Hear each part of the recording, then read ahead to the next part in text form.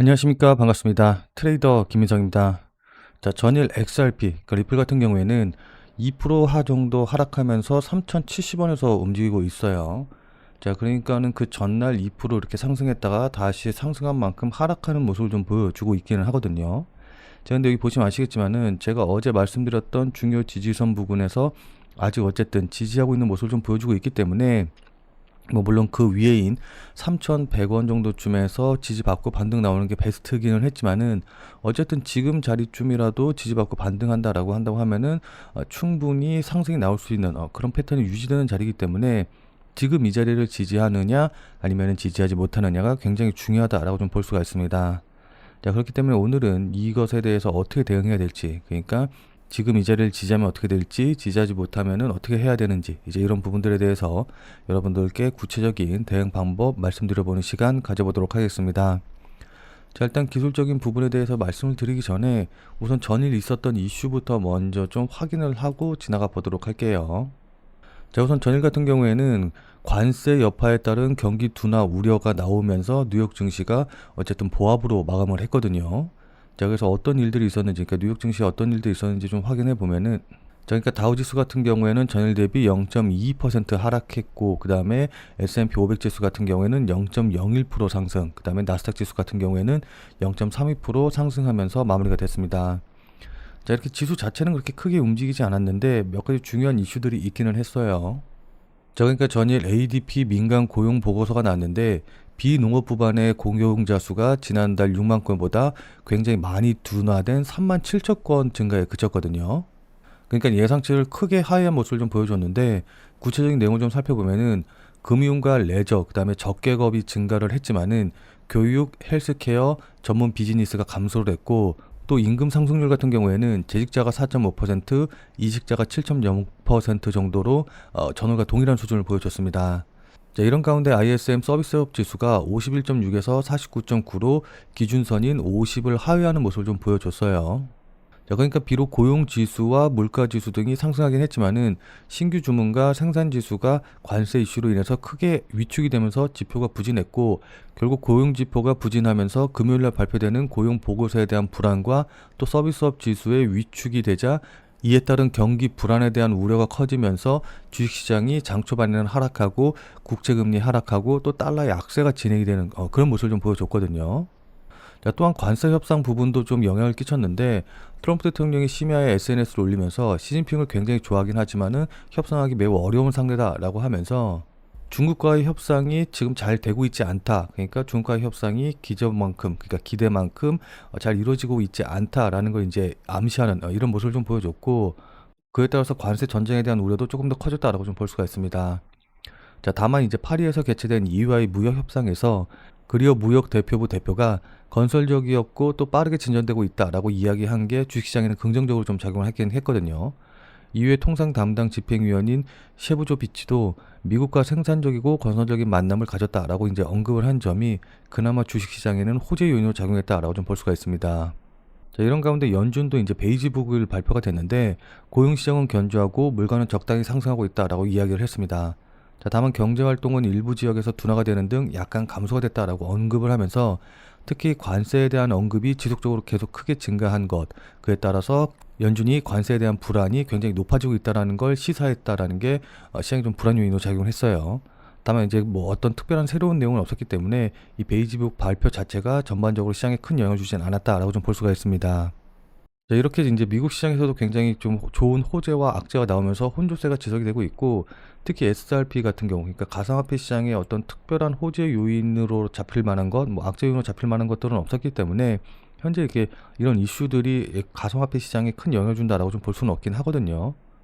다만 트럼프 대통령이 ADP 비농업 고용지수가 발표되었는데 예상치를 대폭 하회됐다. 그러니까 고용시장이 악화됐기 때문에 유럽은 지금 이미 9번이나 금리를 인하했고 파월은 너무 늦었다. 지금에도 금리를 낮춰야 된다라고 또다시 파월한테 금리 인하에 대한 강한 메시지를 낸 거.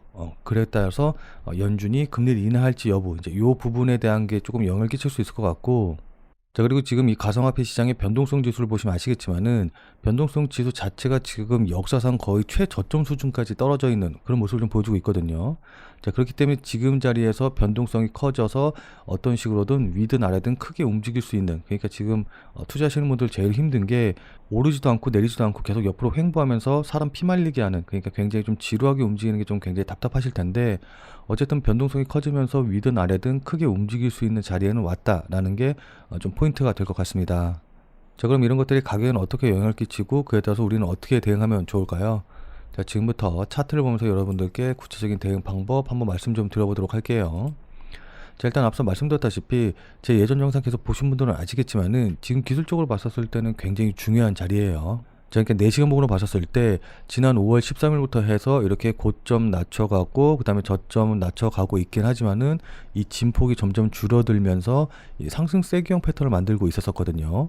자, 그래서 여기를 상방으로 돌파를 해주면은 그냥 편하게, 그러니까는 패턴 그대로 해서 상승하는 모습이 나왔을 텐데, 어쨌든 이 상방을 돌파하지 못하고 하방을 돌파를 하면서, 그러니까 하방으로 이탈을 하면서 오히려 패턴이 깨지면서 이렇게 추가적으로 급락할 수 있는 그런 자리가 만들어졌어요.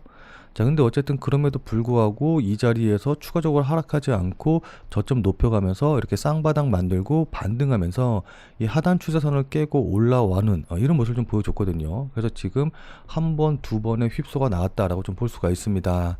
자, 그렇기 때문에 지금 자리에서는 어쨌든 방향을 갖춘 상방 쪽으로 이렇게 상승할 가능성이 높은데, 지금 여기 보시면 아시겠지만은 지금 자리, 그러니까 3,100원에서 3,050원 정도 자리, 예, 요 자리가 직전에 이렇게 지지선과 저항선으로 작용을 했던 굉장히 중요한 자리이기 때문에 이 자리를 지지하고 이렇게 반등이 나오는 모습이 베스트가 될 수 있을 것 같아요.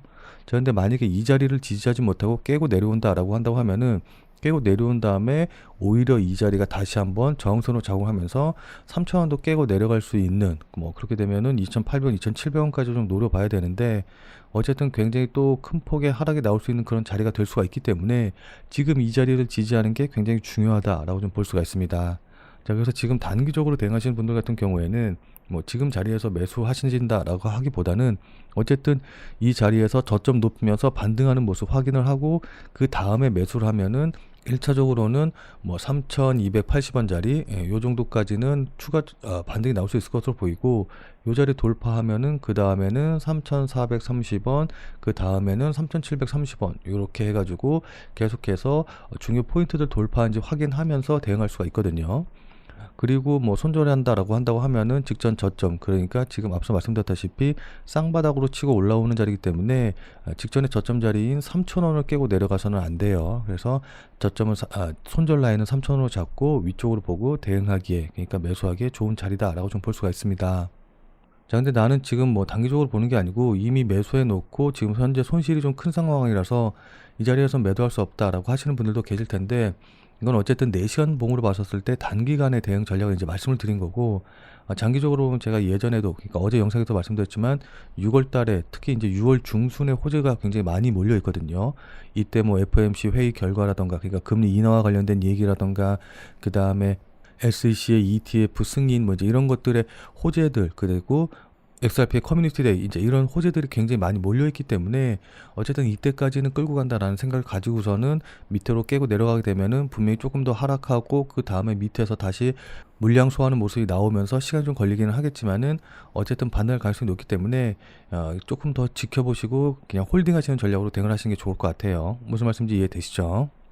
자, 아무튼 굉장히 지금 기술적으로도 그렇고 뭐 모멘텀적으로도 그렇고 중요한 시기에 와 있기 때문에 지금 자리에서 제일 잘 대응을 하시긴 하셔야 되는데, 지금 제가 이제 앞서서 말씀드렸다시피 뭐 이런저런 기술적인 분석들 말씀드리고 뭐 이제 이런 것들 말씀드리긴 했지만은, 어쨌든 지금 시장에는 뭐 기술적인 분석으로 움직인다라기보다는 뉴스로 움직이는 경향이 강해요. 그러니까 이슈에 굉장히 민감하게 반응을 하는 그런 시장 분위기이기 때문에 어떤 이렇게 믿음을 갖고 계속해서 움직인다라기보다는 뉴스에 따라서 이리 갔다 저리 갔다 하기 때문에 뉴스가 어떻게 나오는지 실시간 뉴스 잘 확인하고 그에 따라서 가격이라던가, 그러니까 거래량이 어떻게 들어오는지 확인하면서 그에 맞춰서 대응 전략을 계속해서 수정해 나가는 게 제일 중요하거든요.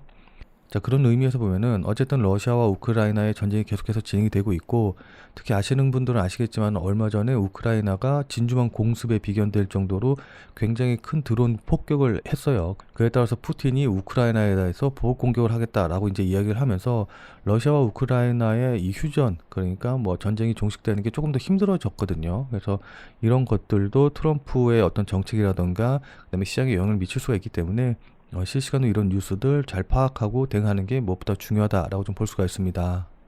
그러니까 지금은 기술적인 분석보다는 이런 뉴스에 따라서 움직이는 그런 시장 분위기이기 때문에 계속 실시간으로 어떤 뉴스가 나오는지, 그리고 그에 따라서 시장이 어떻게 반응을 하는지, 이 부분을 체크하면서 매수할지 매도할지 타이밍을 잡는 게 무엇보다 더 중요한 시장이거든요. 자, 그래서 저 같은 경우에도 계속해서 이제 실시간으로 이런 부분을 확인을 하고 대응을 하고 있기는 한데, 그래서 뭐 핸드폰 알람이라든가 이제 이런 거 오는 거에 따라서 막 새벽에도 일어나고 이래서 굉장히 피곤하기는 한데, 어쨌든 지금은 시장 분위기가 그렇기 때문에 돈을 벌려면은 그렇게 대응할 수밖에 없다라는 겁니다.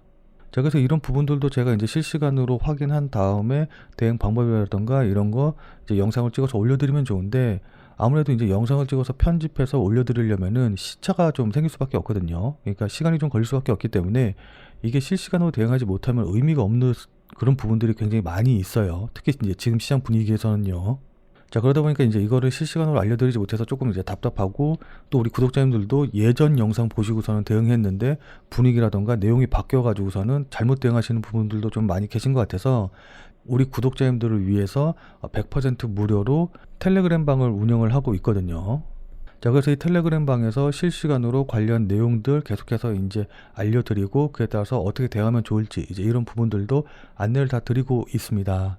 자, 그래서 실시간으로 이런 내용들 좀 확인하고 싶고, 나도 실시간으로 대응 방법 안내 받고 싶다, 그래서 내가 실제로 매매하는데 참고를 좀 해보고 싶다 라고 하시는 분들은, 자, 지금 화면에 보이는 제 전화번호 보이시죠?